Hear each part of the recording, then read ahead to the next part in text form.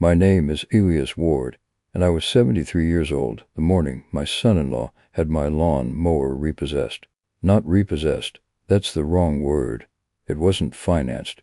He just put it in the back of his truck while I was inside making coffee, and when I came out with 2 cups, too, because I thought he'd come to talk, the tailgate was already up. Brandon, it's a liability, Elias. He didn't look at me. It's a mower. You're 73. It's a mow, Brandon. He got in the truck. He rolled the window down halfway, which is what men do when they want to say something but don't want to hear the answer. Karen and I talked about it. The lawn service starts Thursday. It's covered. Then he drove off with my mower and left me standing in my own driveway, holding 2 cups of coffee like an idiot at a party. Nobody came to. I drank both of them. Welcome back to Patriarch's Revenge. If this is your first time here, this is a channel about the quiet ones, the people everybody assumed had gone soft, right up until the day they didn't.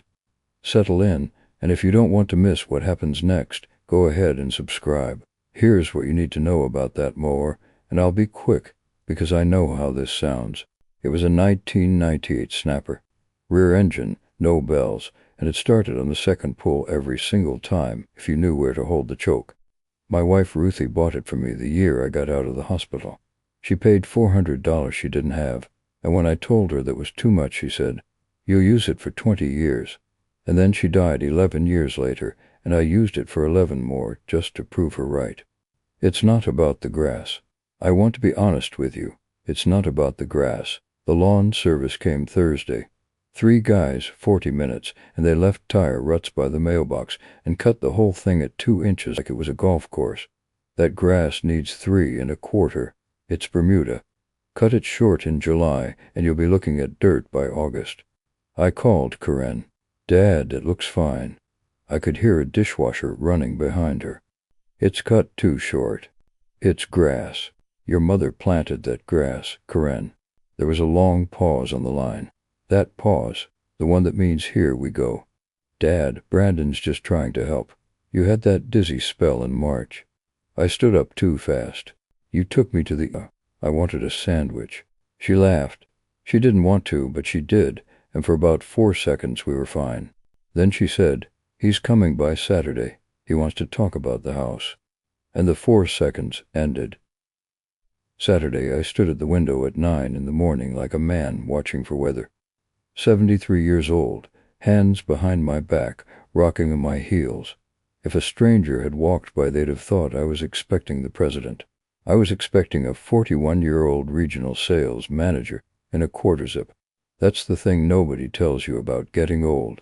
You starting, waiting for the doctor to call, waiting for somebody to come by, waiting for your own daughter to have a free hour. You get real good at standing near windows. Brandon came at 9:40. He brought a folder. Always a folder with that man. 9 years, and I've never once seen him show up with just his hands. "Elias, coffee." He was already stepping past me. "You drank it last time." He blinked, didn't get it, sat down at Ruthie's kitchen table, and opened the folder like a man dealing cards. "So, Karen and I have been talking. You and Karen talk a lot. We are married. I remember, I paid for the tent." He smiled the way you smile at a cashier. "The house is too much for you.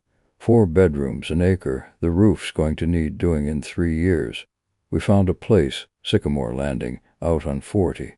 Independent living, but there's a step up if you ever need it." "Right. So it's a place where you live until you need the other place, because that's how you said it." He slid a brochure across, glossy, a silver-haired man on the cover laughing at a salad. "Nobody in the history of the world has laughed at a salad like that," I said, tapping the cover. "Who took this picture?" "Elias." He pressed his palms flat on the table, Ruthie's table. "The equity in this house is $430,000. Sycamore's $4,100 a month. If we sell now, that covers you for 9 years, and there's something left for Karen after." There it was. 9 years I'd waited for him to say it out loud, and he said it in the middle of a sentence about a roof. After. That's not. You said aft. "Elias, I'm being practical. You're being early." He didn't like that. His jaw did a thing. And then this is the part I want you to hear. He leaned back, real casual. Corinne's got the healthcare proxy. She's had it since Ruthie died. She doesn't want to use it, but if this goes the hard way, that's the road it goes down. I looked at that man, in my kitchen. 9 years, Christmases. I loaned him $9,000 in 2019 and told Corinne it was a gift so he wouldn't feel small. Get out of my house. Elias, take your folder and your salad man and get out of my house. He got out. He took the folder. He left the brochure, which I think was supposed to mean something. I sat in that kitchen for a long time. Here's what nobody tells you about being threatened by your own family. You don't get angry first. You get embarrassed. You sit there and you go back through 9 years looking for the moment you should have seen it, and you can't find it because there wasn't one moment. There were 400 small ones, and you let every single one go because you wanted Thanksgiving to be nice. Then, about an hour in, the anger showed up. And I'm going to tell you something honest. At 73, anger is not what it was at 40. At 40, it's a fire. At 73, it's a cold thing, and it's patient, and it sits down next to you, and it doesn't leave. I got up. I went out to the garage. And that's when I saw the pull cord. When Brandon took the mower, he'd yanked it out of the corner in a hurry. The starter cord had caught on the shelf bracket and snapped clean, and about 18 inches of it was still hanging there. Just a piece of dirty yellow rope. I stood there and looked at it, and I did not cry, because I'm from a generation that doesn't, but I'll admit I had to hold the workbench. Then I put it in my shirt pocket. I don't know why. I want to be clear that I don't know why. It's a piece of rope. It's still in there. Now here's where the story turns, and it doesn't turn because I'm clever. It turns because of a 19-year-old girl with a nose ring. Her name's Deshia. She works the register at the hardware store on Cleveland, and I've been going in there twice a week for 11 years, which means she's known me since she was 8, and her grandmother worked the same register. Monday, I went in for a starter cord. What size, Mr. Ward? She reached for the scanner. Snapper, 98. She looked up. You got a 98 snapper. I had a 98 snapper. Something in my voice. She's 19 and she caught it, which tells you everything about that girl. Had. Son-in-law took it, put it in his truck. Deshia set down the scanner. Full stop. 19 years old, 4 people in behind me, and she set the scanner down. Mr. Ward, did you say he can do that? No. Did he ask? No. So he stole your mower. I opened my mouth to defend him. That's the sick part. 9 years of training, and my first instinct was to defend him, and Deshia watched me do it and got a look on her face that I can only describe as ancient. Don't do the thing. What thing? The thing where you make it okay. She pulled a pen from behind her ear. My mama does that. She's got a boyfriend, takes her car every Friday, and she says he borrows it. He don't borrow it. He takes it. How old are you? 19. That's a hard 19. It's the only kind they sell around here. I want to tell you about Deshia, because she's the spine of this whole thing, and I didn't know it yet. Her grandmother, Venice, ran that register for 31 years. Venice sold me the cork for Ruthie's bathroom in 2003. Venice put a plant on my porch the week Ruthie died and never said a word about it. Just left it and went home. And it's still alive on my kitchen windowsill because I have kept exactly one thing alive since 2011, and it's that plant. Venice died in 2022. Deshia took her shift. She's got 2 jobs and a class schedule and a mother who lets a man take her car on Fridays. And she is, without any question, the single most stubborn human being I have ever met, including my wife. And Ruthie once refused to speak to me for 6 days over a lamp. Here's what I think, Deshia said, ringing up a cord I no longer had a mower for. I think you go get it back. It's in his garage. So it's his garage. It's your mower. She snapped the bag. Mr. Ward, respectfully, you've been coming in here since I was little, and you've never once let a man short-change you on a bag of mulch. And now somebody takes something your wife bought you, and you're standing here buying a rope for a mower you don't got. 4 people in line. She said it at full volume. An old boy behind me said, "She's right, brother." I paid for the cord. I went home. I sat in the kitchen for 2 hours. And then I did something I have not done in 11 years. I got the ladder out, and I went up in the attic, and I got down Ruthie's box. Ruthie kept thing.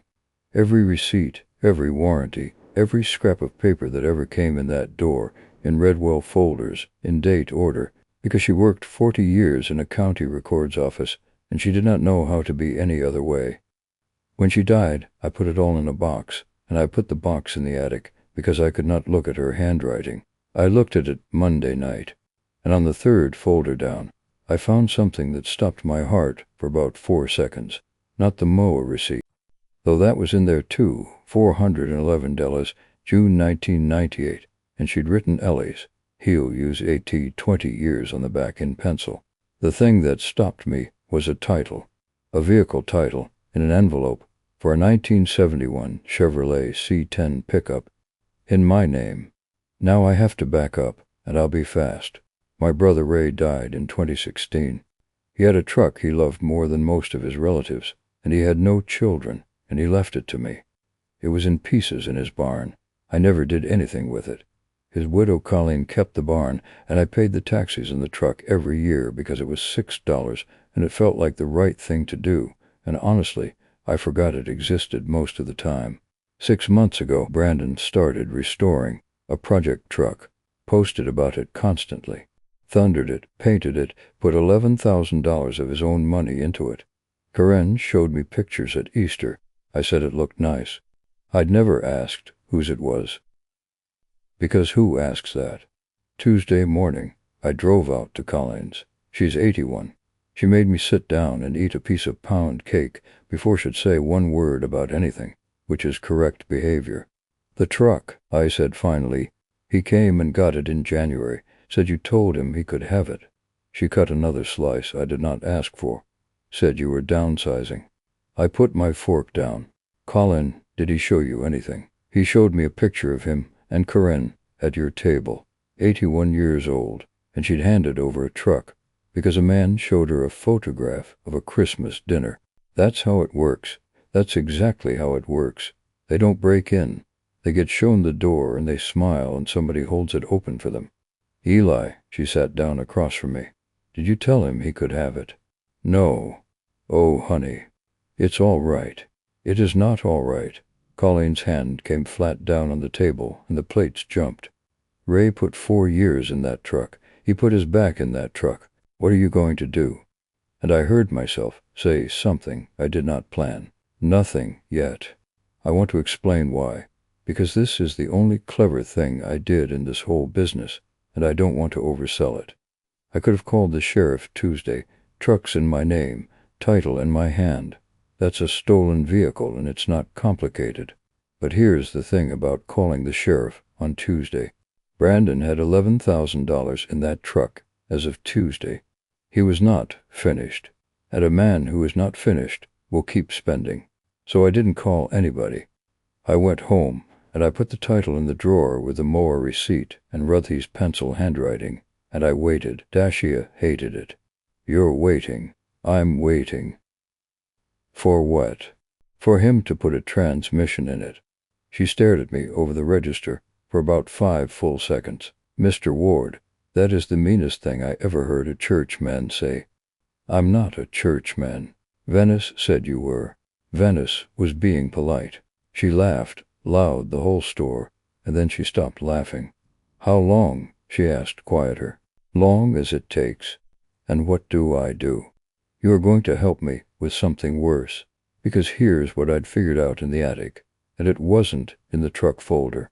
It was in the bank statements. Ruthie kept those too, and I kept them after out of her habit in the same Redwell folders, because that's how the house works.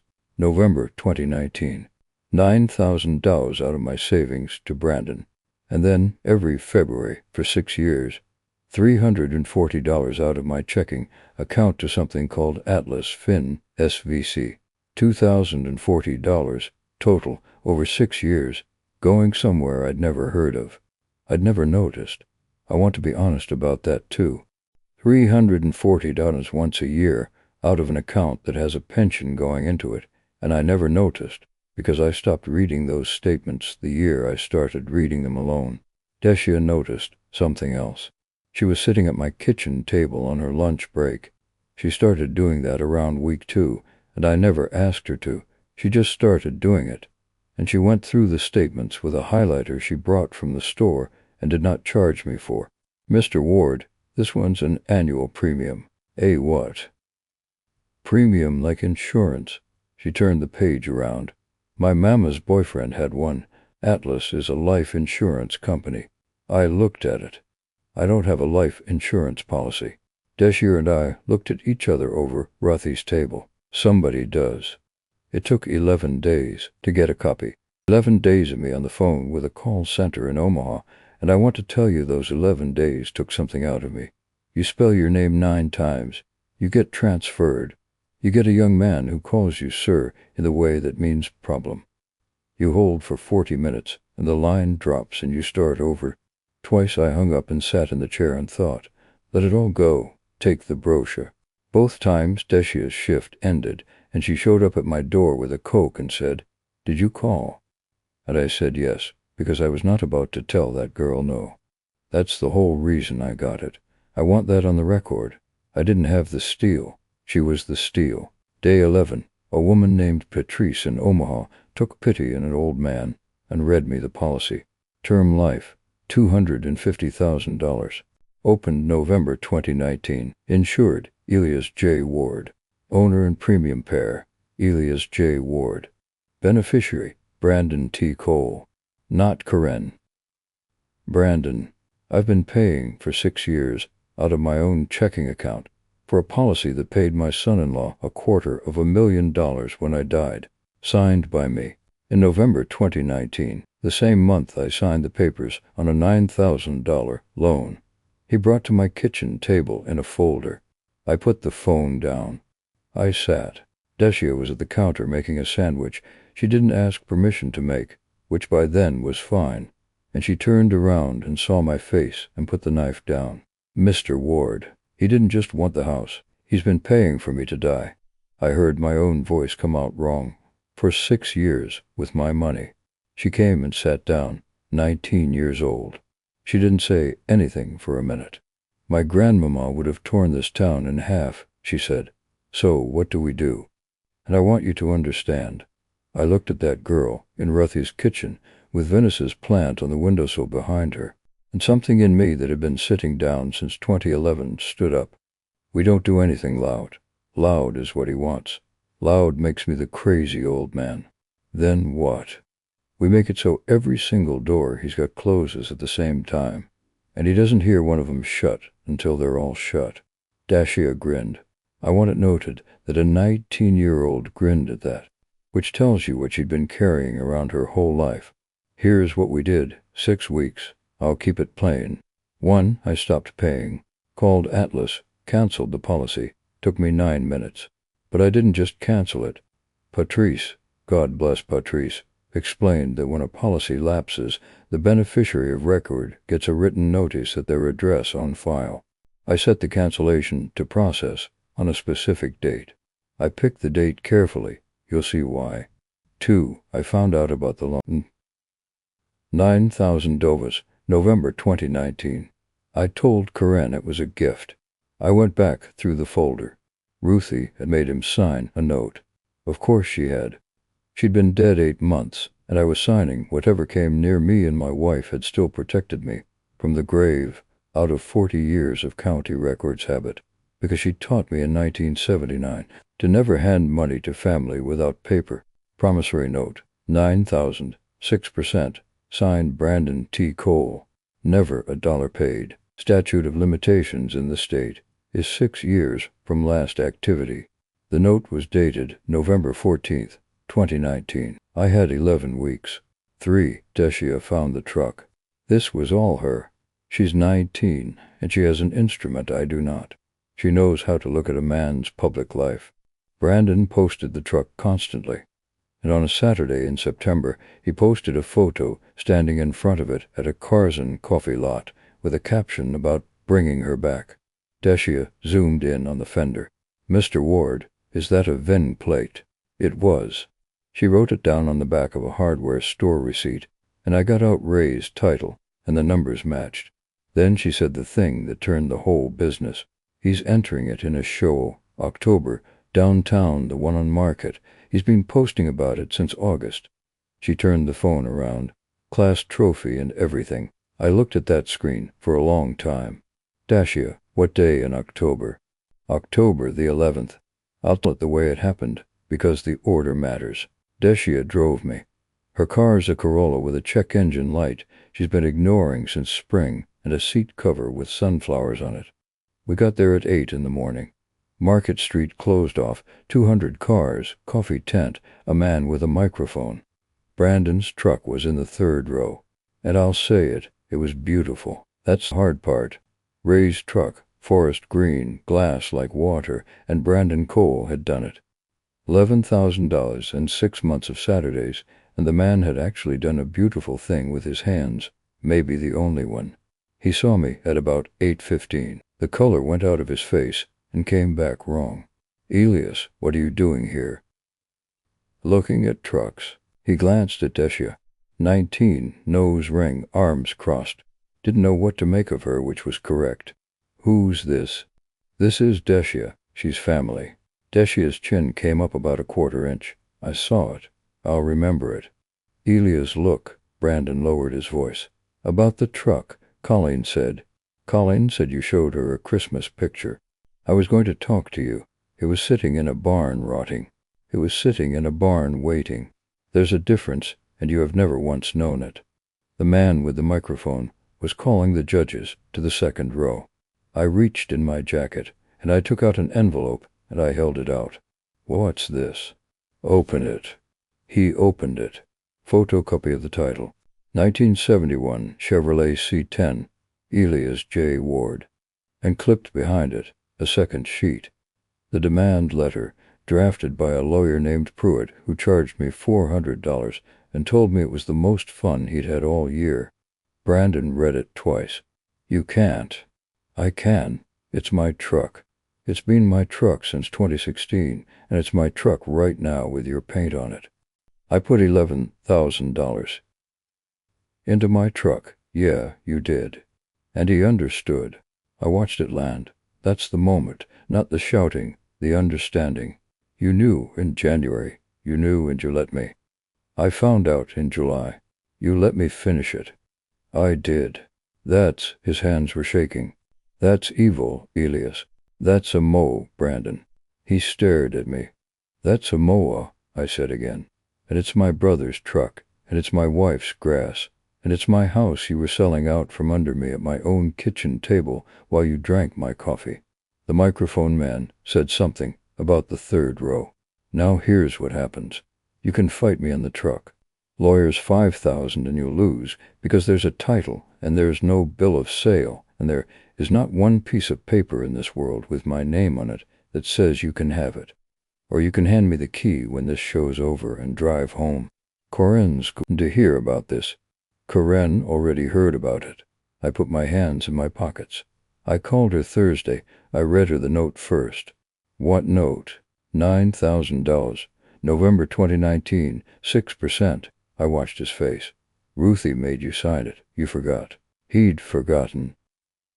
7 years of Christmases, and he had genuinely, completely forgotten that a 68-year-old woman with a filing habit had made him sign a piece of paper at that kitchen table. I filed on it Tuesday, $14,200 with interest, small claims. He put his hand on the fender of my brother's truck to hold himself up. And that's when Deshia said, mild as anything, "Mr. Ward, is that the mail lady? I need to explain the timing, and then I'm done with the machinery, I promise." The Atlas cancellation.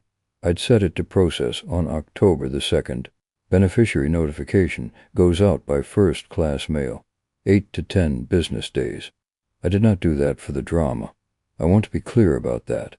I did it because I wanted him to be away from Corinne when he found out, and I wanted him surrounded by people, because a man like Brandon Cole is only ever honest when he's got an audience and he's lost. It was a Saturday. Mail comes to their house around 11. His phone rang at 11:40. I know because I was standing 8 feet away looking at a Buick. He answered it. He said, "What?" And then he didn't say anything for a while. Then loud enough that 4 rows heard it. "What do you mean, canceled?" And then louder. "Karen, I told you. It's a protection thing for us. 200 people at a car show." A woman 2 spots down looked at her husband. "And Brandon Cole said the sentence that ended his marriage. He was 7 tither, Karen. It was $250,000. What was I supposed to do, not?" He stopped. He'd heard it. He looked up, and every person in that row was looking at him, and my daughter was on the other end of that phone, and I was 8 feet away with my hands in my pockets, and I did not say one single word. I didn't have to. He'd said it himself. That's the whole trick, if there is one. You don't expose men like that. You just take away every place they can hide, and then you stand back and let them talk. Karen came to the house that night. She sat at the table. She looked at the note, and the policy, and the title, and Rothy's pencil handwriting on the back of a 1998 receipt. She was 44 years old, and she cried like she was 9. "I signed the proxy. Dad, I signed the—" "I know. He said it was in case you fell. I didn't read it." "Karen." I put my hand on her hand. "Your mother read everything. It took her 40 years to teach me, and I still didn't learn it right. You'll get there faster than I did." She laughed, wet and awful. "Why didn't you tell me? In July, when you found out. Why did you wait?" And I told her the truth. "Because you'd have gone to him, and he'd have talked. And he's better at talking than either of us, and I was not going to bet your mother's house on a conversation." She sat with that a long time. "That's not fair to me," she said finally. "No, it isn't, and I'd do it again." She nodded slowly. "That's my daughter. That's exactly my daughter and Rothy's, and I have never loved her more than I did right then, nodding at a thing she hated. The truck came home on a rollback in November. I sold it in February to a man in Tulsa who cried when he saw it, actually cried, 60-year-old man in a windbreaker, because he'd had one in high school. $41,000. I gave Colleen 11 of it, because Ray was hers. I put 22 in an account with Deshia's name on it, and when I told her, she stood in my kitchen and said, 14 times. 14, I counted. It's for school. I don't take money, Mr. Ward. It's not money, it's tuition. That's the same thing. Deshia, I sat down, because I was tired, and because sitting makes people listen. In 2011, your grandmother put a plant on my porch and walked away without knocking. I never paid her for it. It's on the windowsill behind you, and it's the only living thing I've managed to keep alive. She looked at the plant. Now I'm real old, and I'm not going to get another chance to settle up with Venice. So you're going to let me. She stood there with her arms crossed, and her jaw set, and tears coming down her face and her chin, absolutely refusing to move. It's fine, but it's a loan. It's not a loan. It's a loan, Mr. Ward. Fine, it is not a loan. She knows it's not a loan. We're going to argue about it for the rest of my life, and that's the arrangement.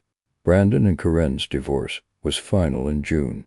He didn't fight the small claims. Couldn't. 14,200 garnished. He moved to Cartsville and sells medical equipment now, and I don't think about him as much as you'd expect. The proxy's revoked. Karen drove me to the lawyer herself and sat in the waiting room reading every word of it first, out loud, twice, until Pruitt said, "Ma'am, I promise it's a standard form," and she said, "I know, I'm reading it anyway." Ruthie would have wept. Last month Karen and Deshia showed up on a Saturday morning with a tarp in the back of Karen's SUV. It was the Snapper. Karen had gone to the storage unit Brandon rented in March and cleaned it out under the divorce decree. And there it was, under a tarp, next to a bench press. Deck was rusted, cable was gone, blade was shot. I stood in the driveway, and I could not talk for a minute. "Grandpa," Deshia said. She'd started that in April, and neither of us has ever mentioned it out loud. "It's gonna need a whole carbate. I know what it needs. I got the part number off the plate. Store's got it Tuesday. I know it does. I've bought that part before. Yeah, well, she was already unfolding the tarp. Now you got somebody to hold the flashlight. It took us 3 weekends. Karen came the second weekend and didn't help exactly, just sat on the step with coffee and watched. And about 4 o'clock she said, "He used to hold the choke funny." And Deshia said, "He still holds the choke funny."